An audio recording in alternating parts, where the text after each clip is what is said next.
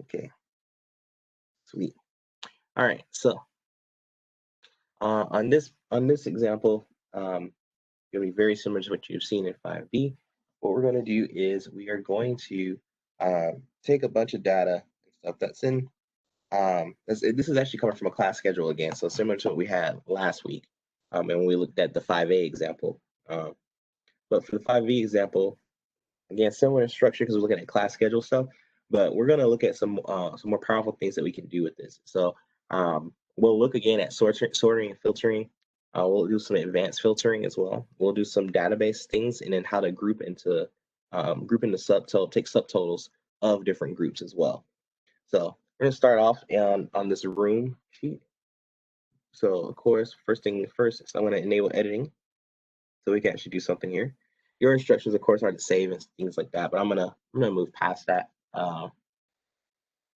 So first thing I'm gonna do is I am going to select all my data. So I'm gonna do A1 up to L126, press enter, and it selects everything, which is great. Okay. So the next thing is on the insert tab. I'm gonna turn this into a table. So I'm gonna click on the insert tab. So similar to what we did before. Notice in the tables group, we have option for pivot table, recommended pivot tables, and table.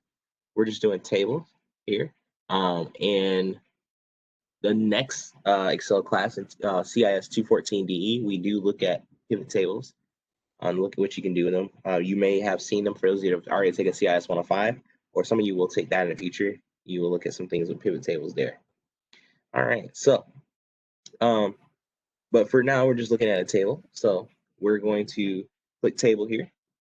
Of course, it's everything's selected. Technically, I probably could have just selected one thing and selected one cell, and it would have probably gathered it all. As long as everything was filled out, it would have recognized that the table is probably going from A1 to L126. Now, notice here that our this checkbox is checked where my table has headers, which it does currently, which is very, very good. That it recognizes that. But if we didn't want that, we could uncheck this, and what would happen is we would have it saying column 1, column 2, column 3 above these letters, or sorry, above these cells. So it would insert its own new like row at top and then put column 1, 2, 3, 4 all the way over. So, but in this case, everything's correct. So I'm just gonna click OK. So now it makes it to the table. Notice it has this default cell, this default style. Table style given to it. If I hover over it, so because we inserted a table, we get the table tools contextual tab, and it's a design tab. Notice here in the tables styles group, if I hover over this, it actually tells me the default one it chose was blue table style medium 2. But I don't want this table style. I would like to have something different. And so I am going to click more here. You all may recall that we've set that a couple of times. The more button will be at the bottom of these where you can scroll so you can see everything at once. And so we're going to apply table style light 16. So here's none. Here's light 1, and that would be light 2, and then we would keep going. That's 6, and that must be 13. And so we need 14, 15, 16. Table style light 16. So let's select that. My table style has been selected. Looks good. Now, the instructions at this point say I'm going to explain the table format as a database structure. So I mentioned this before already, that a database structure or a database is a collection of tables and other objects based off of data within that table. And so here's our table. And the way a database works is that we have fields, which some people think of as categories, or sometimes they even call categories. Sometimes they're also called column headers. But that's what these guys are here. Course name, depth, DEP, which stands for department, course number, credits, delivery, so on and so forth. Those are my fields or categories or column headers. And what they do is they describe what should be put in this column for the record that we're entering. A record is each of these data points or the collection of all of these fields as they relate to one another.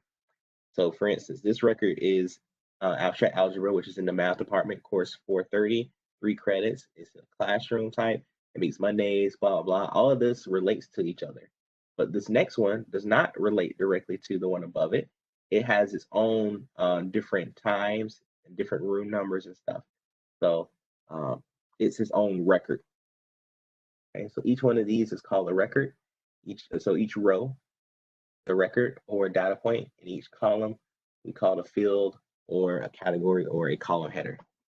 Okay, so that's the basic structures of a database, and we're gonna do some things with the database. We're gonna do some analysis with it. So first thing we're gonna do is we're gonna do some sorting. This is great to sort stuff. So it makes it easier to see what you want to see, maybe alphabetize some things, or see something from least to greatest, or come up with your own sort that you want. So we're gonna go to the data tab, because in the data tab is where we have our sort and filtering group. And we'll be working within here a lot, and we'll also be working within the outline group a lot today. So in the sort and filter tab, we have two things here. The two most common ways to sort from in ascending order, so from some low point to a high point, and then in descending order from some high point to a low point. So this could be based off a number. This could be alphabetically. Actually, those are your only two options when you initially look at it. So, but that's when you do it based off the values. You can get crazier with that if you want and come up with a way for it to do it based off the length of what's put in there. But you also can customize the sort even further by this, by the sort command. Now, each of these will also only do it in one direction. And what I mean by that is not the band, but that it will only do it for, like, I can't say, hey, alphabetize, do this in ascending order, and then also do this in ascending order. I can only do that by going to this command here and then telling it to do this by course name and then by course number. Okay. All right. So, let's see where we're at now. Okay. So yeah, we're gonna click on sort then. We're gonna do a little bit of that. Click on that, see what the error is. This can't be applied to the selected range. Select a single cell in a range and try again. So notice that right now what is selected is M4. There's nothing in M4. M4 is not a part of a table or anything. So it recognizes that there's an issue there. So I'm just going to click somewhere within here, then click that. Notice it select the entire table when it did that. And then we have the sort dialog box. Okay. So from the sort dialog box, what we're going to do is, the first thing I always take a look at to make sure that this is correct is my data has headers. You may notice that this is grayed out here. That's because we are in a table. So a table has already been created. If we were doing this in something that was not a table, that would not have it would not be grayed out. We would be able to see it, and it would be black with a check mark. But then we could select to choose whether or not the data had headers or not. The reason for that is because every table automatically has headers. Okay. Even if you didn't type them up there, it would put something in there for you, like column 1, column 2, so on and so forth. All right, so the next thing we're going to do is we are going to list. We're going to go to the sort by here for column and click this drop down arrow, and we're going to select department.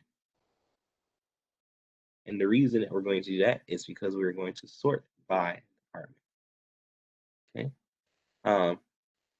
So we're sorting by the department in the cell values from A to Z. So what that means is we look at the department, everything is pretty much in the math department. So it's sorting it, at least that we can see right now. So it's sorting it from A to Z based off whatever the department name is given. So it makes it a little easier to find different things based off the department. But there are a bunch of these in the same department, so that really is not a great sort, right? We could add another level to it. And so we're going to do that by clicking add a level. So what this means is it's going to sort by this first. So it'll sort by department first. Then it's going to sort by So if these are the same, what's the next level that you look at to sort something?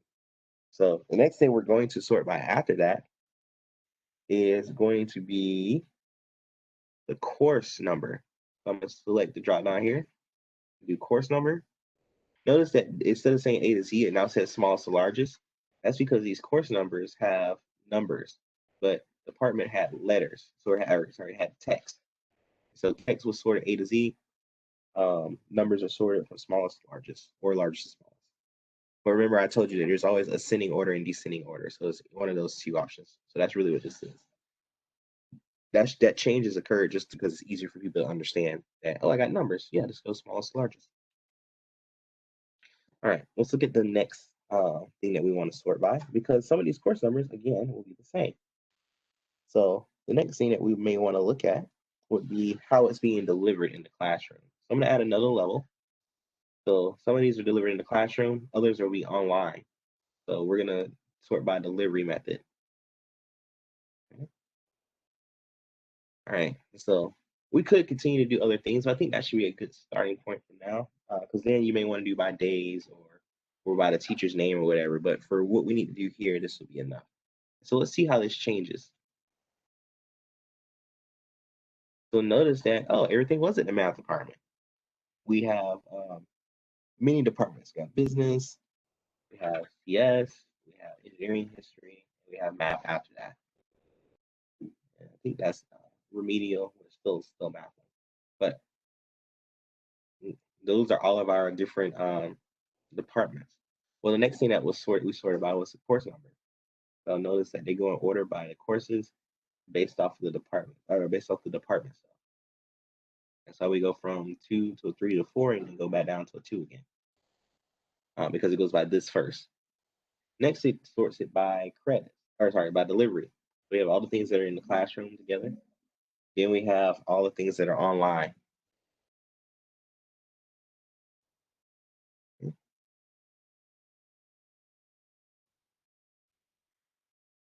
All right. So that's how you can sort on multiple columns.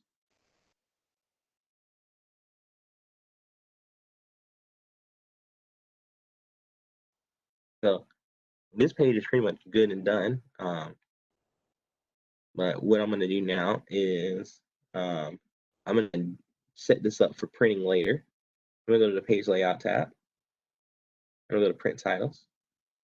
You may recall that print titles allows you to repeat a row at top or a column on the left. So something that you want to see on each time you print something out. So what I'm going to do is I'm going to select repeat row at top. And I'm going to select the first row. That way the column headers are always on top whenever it prints out. So if I click preview, we can take a look, see what that looks like. For just this sheet, there we go. Notice as I move down to sheet 2 that it is still at top, course name, and all the rest of the column headers are still there.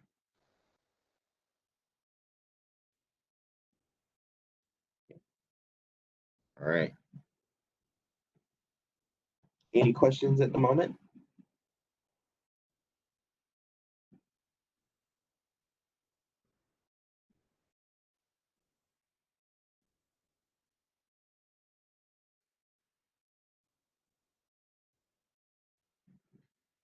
Okay.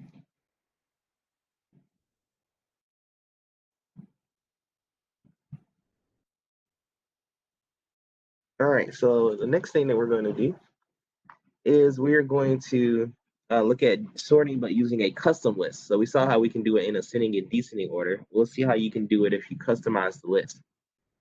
So I'm going to click on the online sheet here, so the second sheet. And I'm going to go to the design data tab again. And on the data tab, I'm going to click sort. Okay, this is what you're familiar with. So we're going to set the first level to be sorting by delivery. So whether it's in the classroom or online, going to sort by that first. So we'll have all the classroom stuff at the top, then all the online stuff at the bottom. Okay. And then the next thing that we're going to do is we are going to add a new level. And this new level, we're going to sort by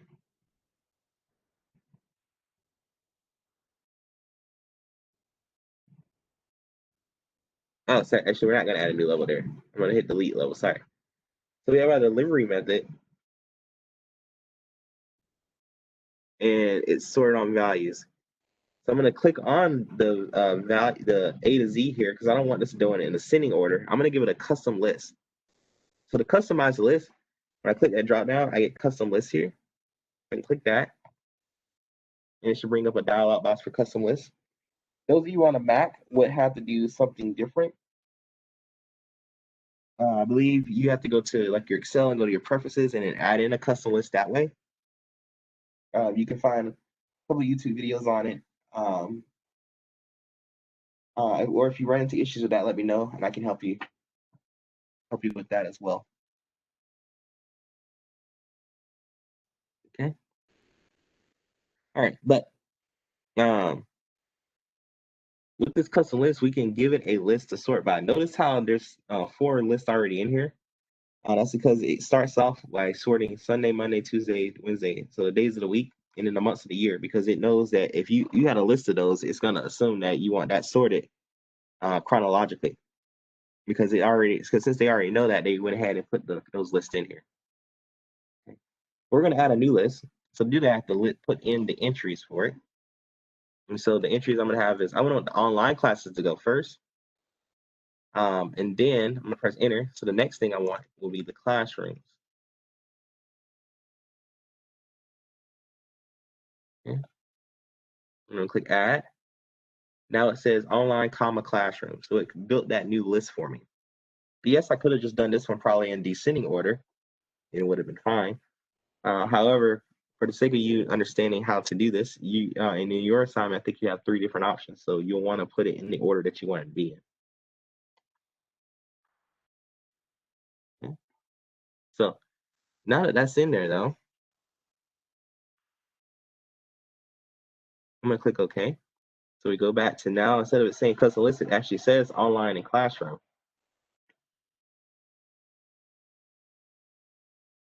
So we should see the online classes first and then the classrooms. So I'm gonna click OK. Look at the delivery, how it's sorted. You got online first. Again, it says classroom.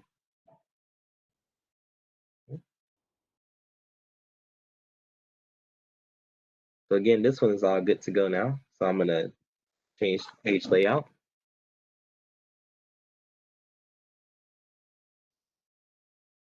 And go to print tiles. And the same thing, I'm gonna give it the top one. That way it gets through the column headers get repeated at the top of each page.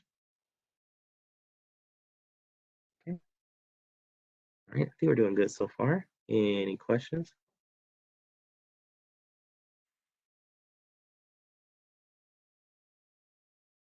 Okay. All right. So now we're going to, you're welcome. Now we're going to go to the business math and engineering sheet. And we're going to do a custom filter here. And we'll look at an advanced filter. So for the custom filter that we're going to look at, what that means is whenever you filter something, it changes what's displayed on your screen. So just to give you an example, if I click this drop down, I uncheck select all and only selected math. This is all I would see on the math. So all of the other ones went away. That's filtering it.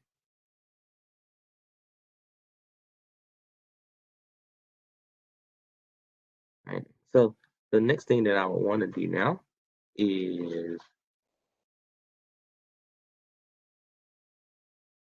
let's see, click on the data tab. And notice that we do have this filter here. What that means is that these drop downs are available on the table so that you can filter it however you need to.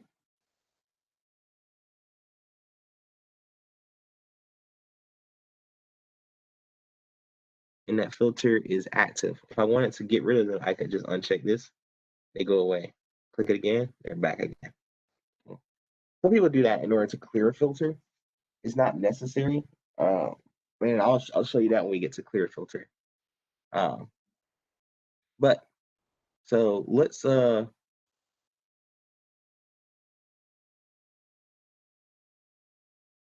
let's look at these here. So you may notice a difference with some of these. Some of them are yellow, which is kind of strange. But there's a reason why they're yellow. And so they're yellow because they're classes that high school students could take. Okay, that was the way they differentiated it. They made them yellow. They didn't want to add another column saying high school, yes or no, so they just made it yellow. Well, let's look at the ones that high school students can take. Well, to do that, it'd be nice if we could just filter by that color. So if I click this here, drop down here, what I can do is you'll see that I have my options for sorting up here. You can even sort it by color. I have my text filter options, which you probably can understand where they are coming from, especially when you think about conditional formatting. It looks to see if what you type is equal, if it doesn't equal, and all the others. But we're gonna look at filter by color. What this means is that based off the color that's given in the shell, or in the cell, it will only display those. So for instance, in this case here, I could do filter color and in the yellow, and then this will only show us the cells that have yellow cell color. And that means it'll only show the ones that are high school classes for high school students. So now we can see we only have a few of these out of the entire list.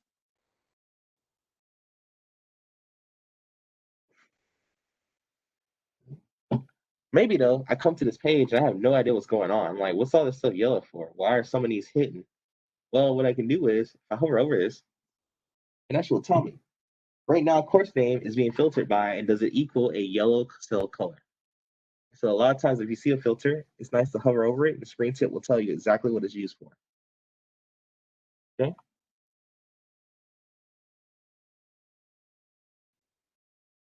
All right. I want to see everything else again. So I'm going to click this and click clear filter for course name. And it returns the number normal. So see, you didn't have to turn off the filter in order for it to go back to normal. We could just clear it.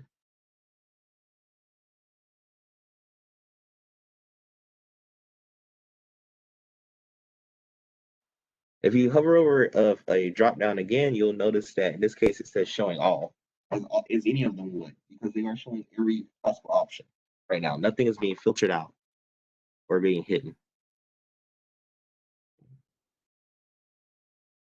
Let's go to I4. So apparently this is this is going to the classroom MP276. So what we're gonna do is I'm gonna right click over this.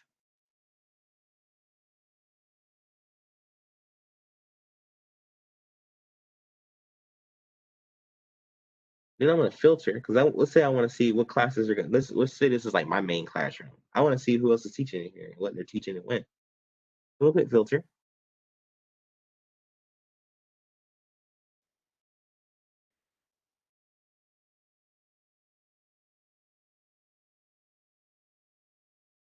And I'm going to say I want to filter by the select the cells value. What that means is that we will see all of the values that have MP2 in all the records that have MP276 here, as you can see on the screen now. So these are all the classrooms that are using this room, which can be very helpful because then you can go through and say, hey, what time are you meeting? What time are you meeting? So on and so forth. So, okay, well, that's it with that. Another thing is I showed you can clear by clicking here and clicking on clear filter, but you also can do it from the sort and filter group under the data tab. You'll notice that there's a clear button. You can click there. Okay. All right. Any questions?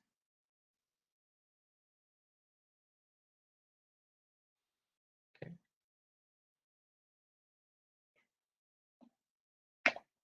All right. Let's take a look at the next section. So I'm going to go to the calculus and statistics sheet.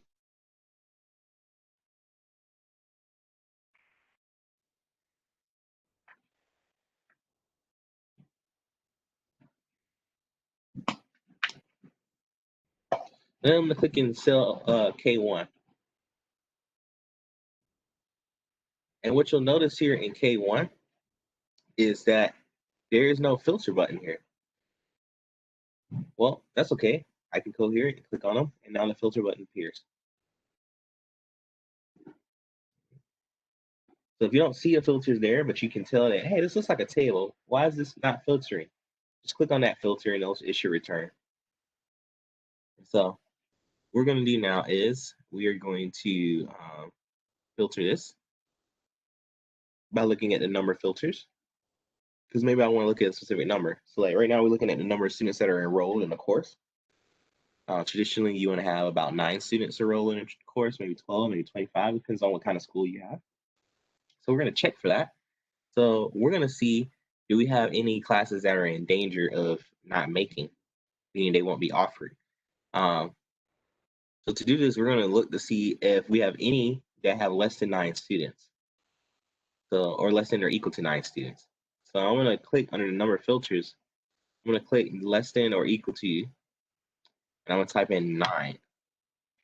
The cool things about the custom auto filter dialog box is that you have an option to do and. So you could do is this thing and. What one do you click? I'm sorry. So I just clicked the drop down for the enrolled. Then I hovered over number filters. What that means is I can compare the numbers to something else and decide whether to do something with it, like allow it to be seen or not.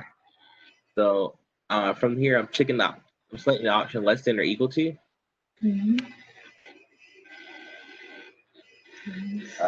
Again, just because the instructions tell me to. So I'm looking to see, do I have anything less than or equal to 9? Okay. So on the data tab, I got less than or equal to 9. So what I was saying was that the cool part about this is you have an option to do and or. Meaning if you want to add another condition, you could. It could be this. If you could say it has to be less than or equal to 9 and it has to be some other thing. Or you also could say it has to be less than or equal to 9, or it could be this whole other thing. Okay. And then you have some other things you can type, like to represent multiple characters at the same time. Do that. Here are all the classes that have less than or equal to 9 people enrolled currently, which means they're in danger of being dropped or the class not making.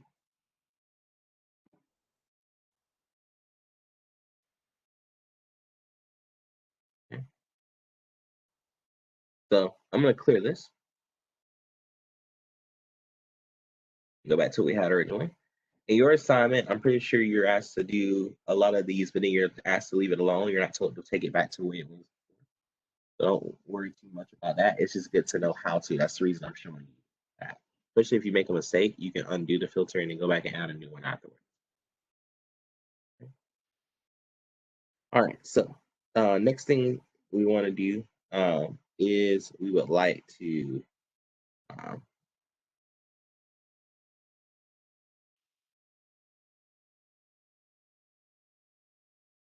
we're going to do cell B1. We're going to do course name this time and do similar. Instead of number filters, it says text filters. This is just, of course, to be able to compare text. A little different from the number one. So for the text filters, what we're going to do is look for a text that contains, maybe we want a specific type of class that we want to filter for. For instance, maybe calculus, because there's 3 levels of calculus. So I want to look at all the classes that have calculus in it. Click OK. Lo and behold, all of these have the word calculus in it. Okay.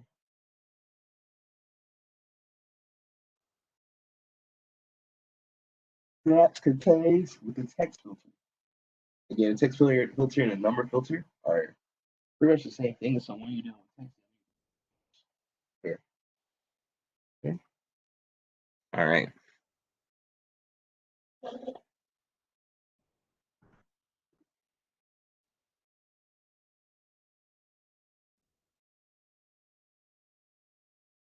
Okay, so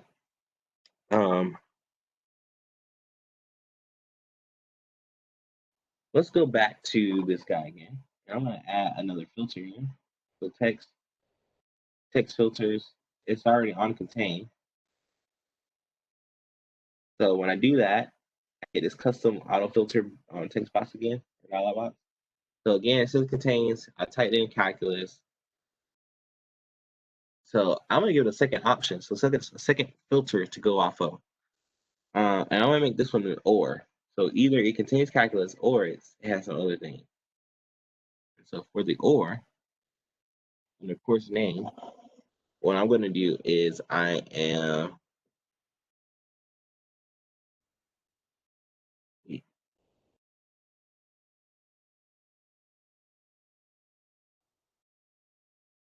let's see. There it is. I'm gonna select contains, and I'm gonna put calculus.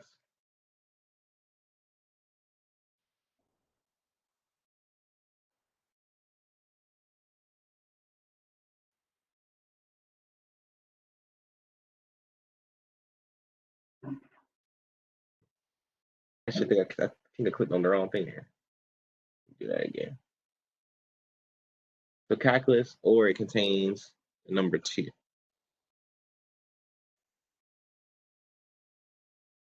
So notice I get all these calculuses, but I also get the one like statistics T is here as well. All right.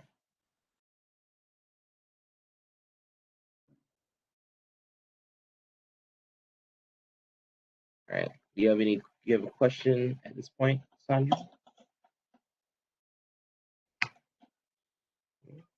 right, cool. All right, so we'll move on to the next sheet, faculty advising sheet. So this is where we're going to do some use with databases. So sometimes when you're working with a database, you want to do some you want to do kind of like a search for specific information. You want to filter some for certain results. This is usually known as a query, and the reason for that is because based off of certain criteria being met, you will display a result from your whole database or not. And so there are a couple of things that we like to do in order to make it simple whenever you are doing an advanced filter or you are doing a query on a database within Excel. And so that's what we're going to do. The first thing is how you have things set up. So generally speaking, you want to have a section where you can type in your criteria that you're going to try to compare and test against to see if that result's going to be given. And then after that, we usually like to have a place for it to go, or we do it all in the same spot of where it exists already. And so what I'm going to do to start off is I'm going to take G7 or A7, go all the way to G7, and I'm going to copy this. I'm going to paste it in A2.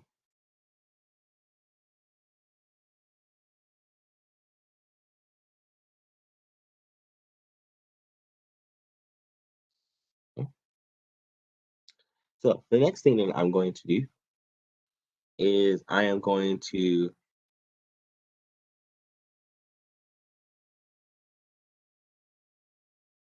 hit escape. That's also there.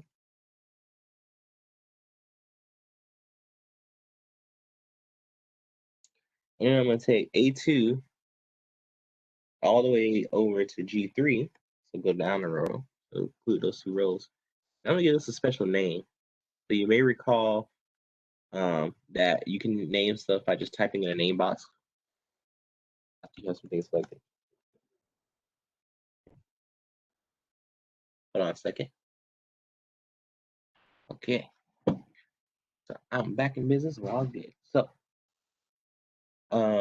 next up is, we're naming this. So we're going to name A2 to G3. We're going to give it a special name. And the special name is going to be criteria.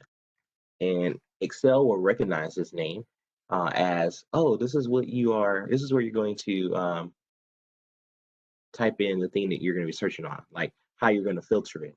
Like if it's going to be greater than or less than a certain number, or if it's going to have certain words in it and stuff like that. This is your criteria that needs to be met. So Excel is going to recognize that word.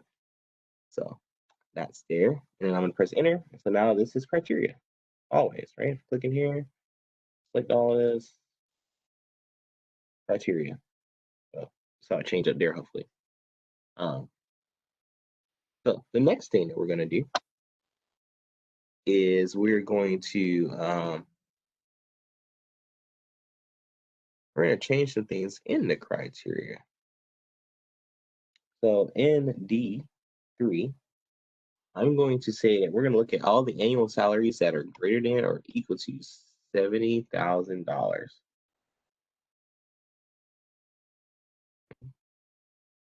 So I want to see everyone that's greater than or equal to $70,000. So of course I could go through here. Maybe I could make this a table. I could add a filter on it and then just like look at it. Oh, there's everyone that's over $70,000. But Excel will do this for me using an advanced filter. And so if I click on advanced filter in the data tab, sort and filter group, advanced. What it'll say is it'll ask for an action. Where do you want to filter this? You want to filter this in where the list is, so where this list is, or do you want to copy your results into a whole nother location? You have those two options, and you'll work with both in your assignments. So at this point in time, I'm going to leave it in place so you can see that we're going to get, what's going to happen is the ones that don't fit the criteria of being greater than or equal to $70,000 for annual salary, it will be hidden. So let's find one that's not, like right here. This is going to go away. These two are going to go away. They're going to be hidden. So rows 12 and 13 should be hidden after we're done. So one thing to make sure of is your list range. It should be where everything is. So that database, that table that has all your records and has your different fields in it. Your criteria range, notice it'll automatically put it in because it's looking for that word criteria being named. So we have that. And so this has all been taken care of. So I click OK. Like I told you, that row 12 and 13 are gone. We only have left the annual salaries of $100,000.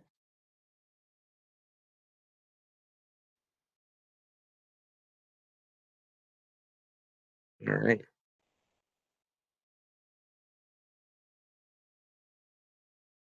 So that's a pretty good place to start, but maybe I can add a couple other things. So I'm gonna give a classification. I want to look for everyone that's a professor. Now we have assistant professors and we have senior professors. I want all of those guys, everyone that is a professor. So I could have it search for senior professors and have it search for assistant professors. But there's an easier way to do this. And that's by using what's known as a wildcard. And so the asterisk acts as a wildcard. And what that means is that it will replace anything being in front of it or nothing being in front of it. So this means I'm looking for any words that may become before the word professor and professor. So senior professor will work because professor is the same, and whatever comes before it doesn't really matter because it's a wild card. Same thing with assistant professor. Okay? Now you can put a wild card on either side. So like let's just say there was like a professor emeritus. I would want to put a wild card on the other side. Otherwise, it would have to end with professor. So, okay. Well, that's taken care of now. So what I'm going to do is I'm going to go back to my advanced filter like we did before.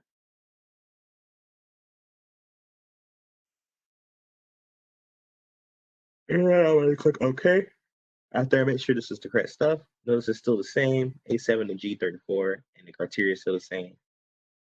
So the only things that are left are the senior professors and assistant professors, as we expected.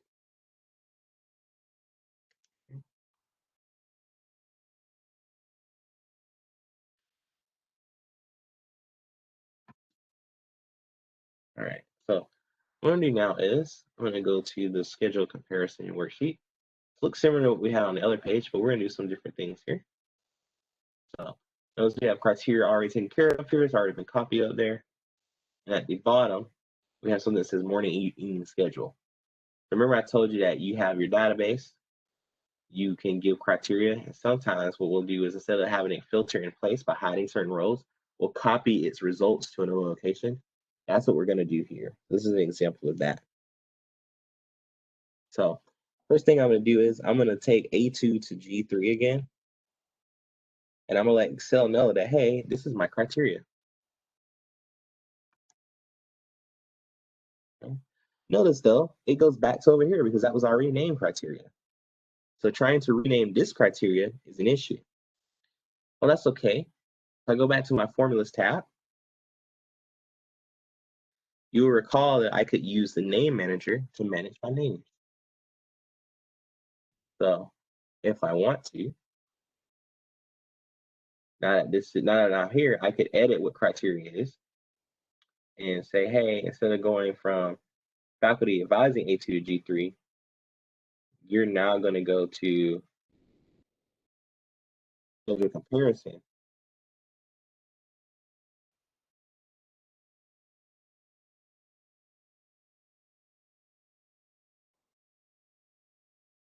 Sorry, it looks like it got stuck. So I'm going to go ahead and just delete that off. How you did that?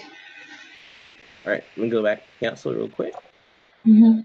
So criteria right now is going to the faculty advising sheet, right? Mm-hmm. But I want it to go to the schedule comparison sheet. So I could delete it and then just recreate it. But I want to show you that you can edit it directly. So with it selected, I'm clicking on edit. Mm-hmm. And so now it still says criteria, but I'm going to change what it goes to by selecting schedule and comparison sheet and reselecting A2 to G3. Oh, I don't understand yet. So when you get the comparison, What'd you say? where did you select the comparison? Oh, the criteria. I'm in name manager. Mm-hmm. So I'll take a step back. I am in the name manager. Okay, so I'm gonna take a step back right before that. So first thing that happened was I tried to make this become criteria. Mm-hmm. But when I did that, it kept going back to faculty advising because that's where I first created it, right? So it's not going to let me say, oh, let me create this name criteria because it's already exists. So what I can do instead is if I go to the name manager under the formulas tab, under the define names group, I see criteria here. Now, what that means is I can modify it. I could do it here as well, but I was showing you from clicking edit. And by clicking on edit, what I can do is I can take what is referred to and get rid of that. Then I can change it to what I want it to actually be. So I want it to go to the schedule comparison sheet. So I clicked on schedule comparison. Wait a minute. Delete that thing and then I go to the comparison. Okay. Okay. So notice that it now says refers to equals schedule comparison. So it knows it's going to that sheet. And then I'm going to, on this sheet, select A2 to G3. Oh, I did it wrong. Wait a minute. When I go to the criteria, I write the criteria here. And then first, I need to do that criteria. Wait a minute. It should have already been there. Okay. It should have already been there because you clicked on the one that was already there, right? Oh, I didn't do it. Click. Criteria. Then I go to do it. I then bring me back to the same one, and then when they give me leave me back to the same one, I need to do the same. Go to the name manage. When I'm in the faculty advising, I need to do name manage, right? Yeah. So name manage, edit. I go and delete the thing that we have in the box. The refers to, yep. Yep. And then click on comparison, and they do like the A2 to A3. Yep. Okay. Now I understood. So and now give enter. Yeah. Okay. Okay. And you'll see that criteria has changed because it now refers to A2 G3 on the scheduling comparison sheet. Yeah. All right, so that's now all good and dandy. So I can actually close that.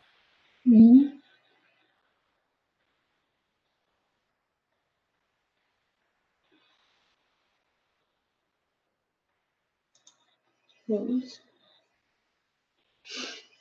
Okay.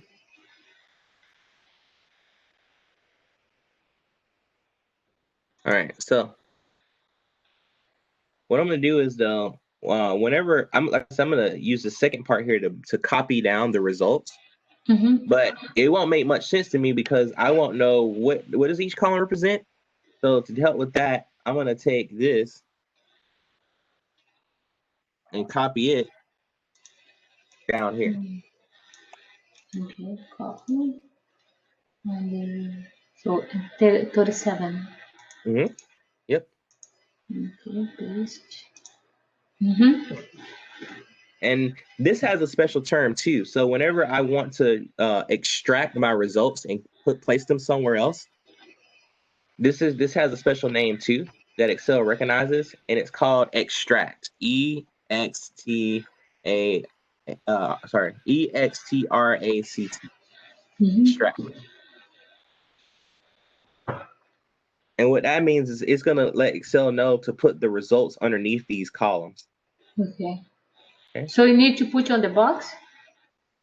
Say it again. Yeah, you need to put it in a name box after you select it. So that way this gets that name. Okay, extract. Okay, then enter. Yep. Okay. So now you'll see that, hey, it's selected and it says extract. Okay. So similarly, we're going to do the same thing with our database.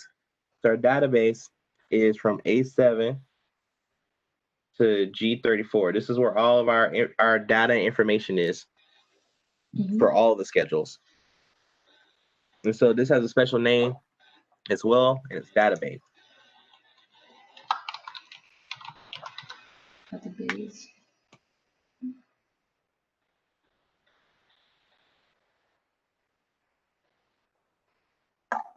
Okay. Good? Sweet. Now we're going to use this. Okay.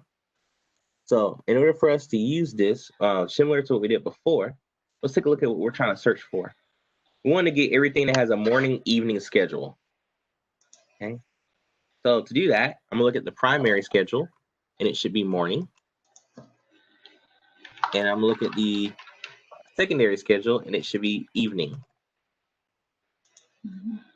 Morning and evening.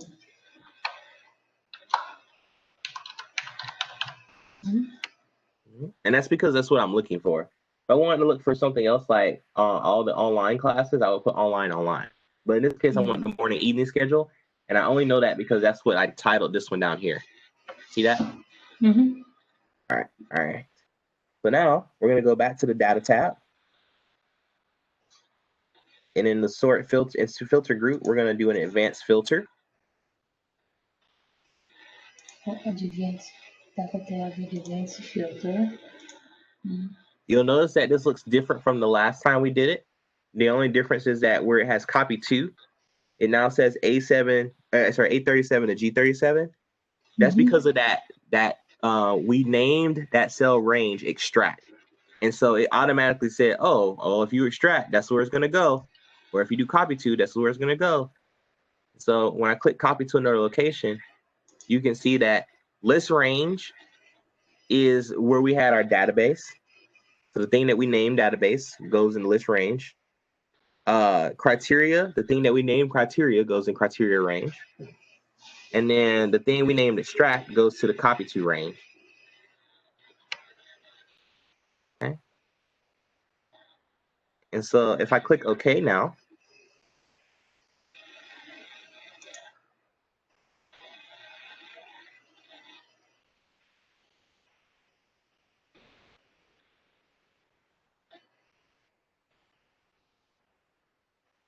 look what we get. 2. And you'll notice that those are the only morning evening sections. See, there's one there. And the only other one that says morning evening, did I miss it? Yeah, this one up here. Those are the only two. And those are what we see in our result here. Okay. All right. So that's it for the database portion of this. So there's only one more thing left to do, and that's to talk about subtotals and groupings. So I'm going to go to my last sheet, which is salaries by department. And so sometimes you'll want to do some analysis based off of certain groups. For instance, like with this schedule, I may want to know how much money is being paid to instructors in the math department or in the business department or in each department. So I could go through this list and say, okay, you're math, so I'm going to put this amount under math. I'm going to put this amount under business, this amount under engineering. Oh, I have a new math one, so I can add that to what was beforehand. Oh, I have another one, but that's going to take a while, right? So what you can do instead is you can group these together and then have Excel take those totals and different analysis for you. So you get the numbers and then you can just give the results to someone. So to do that, to make it a little easier, what we could do is take the data that's here. So I'm just gonna type it. So A2 to I think it's G29. A2 to G29. Yeah, that gets everything except for the title, which we don't need because that's not the data. Oops. All right. I accidentally clicked somewhere else. Go back to G29. A2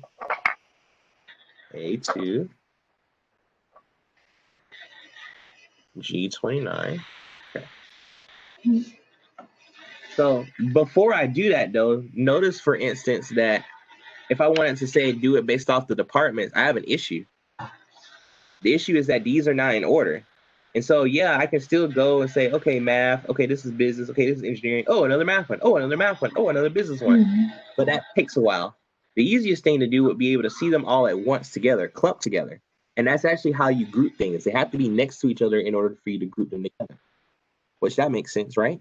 You know, if you go out with a group of friends, you have to be next to each other. You can't just, oh, we're a group, even though, you know, we're all over the place. So to help with that, we're going to sort this. So I'm clicking on sort. And I'm going to sort by the departments.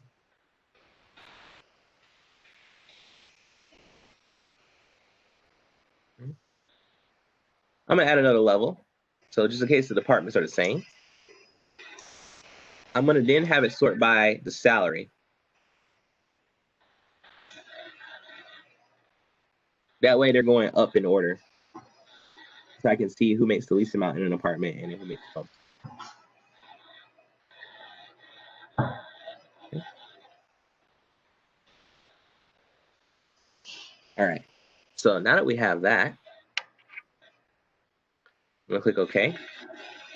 Notice that it's sorted by department first. And then if you're in the same department, it goes up based off your annual salary. Okay. This is very helpful. So now that this is sorted, it makes it easier for me to group these. And so you'll notice in the data tab, in the rightmost group called outline, I have things called grouping subtotal. And I will use these in order to group them and take some subtotals.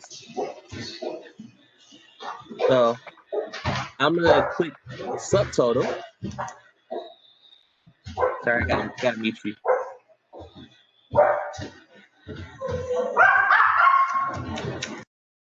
Thank you. So I got my subtotal. And so in subtotal, what you'll notice is that I have 3 sections that are really important. It says at each change in. So what this is asking is, where do you want to take subtotals? Do you want to take subtotals every time the employee number changes? Well, no, we said we want to take subtotals for each department because we want to know what each department makes. So we want to do it whenever the department changes.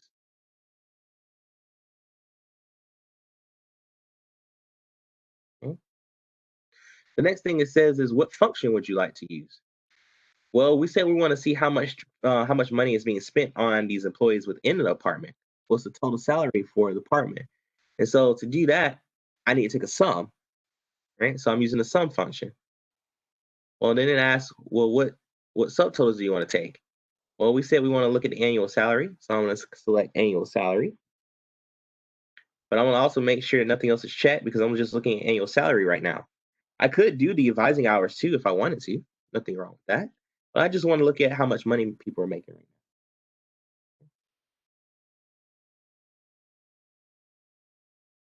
All right, so we got 3 other things here. One says replace current subtotals. That means if something was already on here with that check, when you click OK, it's going to go back and redo them, which is what we want to do in this case.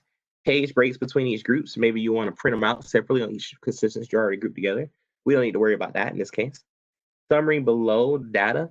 What this does is it'll insert a new special row for that total. For instance, for the business department, for the CS department, so on and so forth. It'll also insert a new row at the very, very bottom that does a grand total. And so it'll add those in for each whatever kind of function you have at each change. So I'm going to leave that checked as well. I'm going to click OK. When I do so, what do you see? Well, it is split up into groups. Look at that. That's all the business things. At the end of that, it says business total and gives us the total annual salary. CS does the same thing. Engineering, same thing. Math, the same thing. The only difference is we can't really see what the grand total is, but don't worry, we know how to fix that, right? Increase the column width. Now we can see everything we need.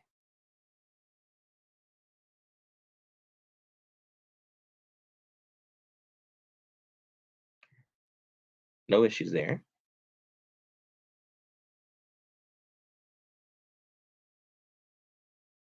Another cool thing that happened though, there's that grand total down there too. So everything all added together.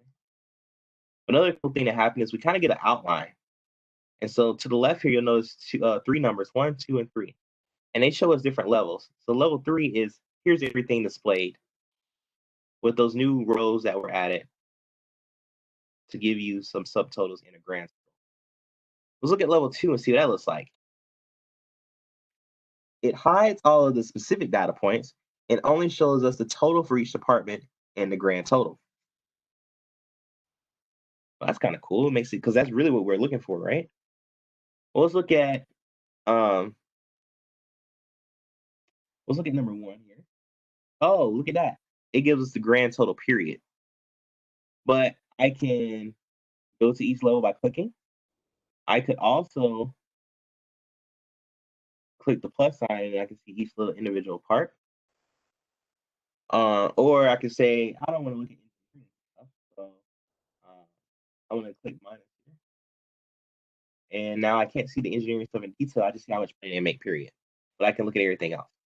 So maybe this is my only stuff that's in my actual area. I shouldn't worry about engineering.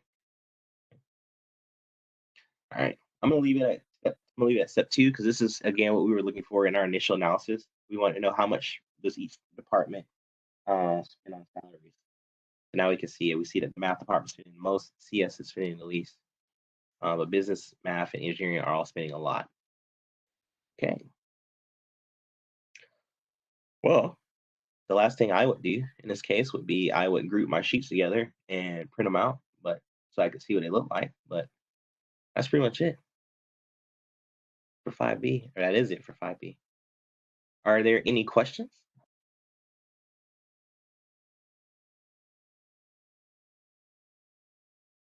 Okay.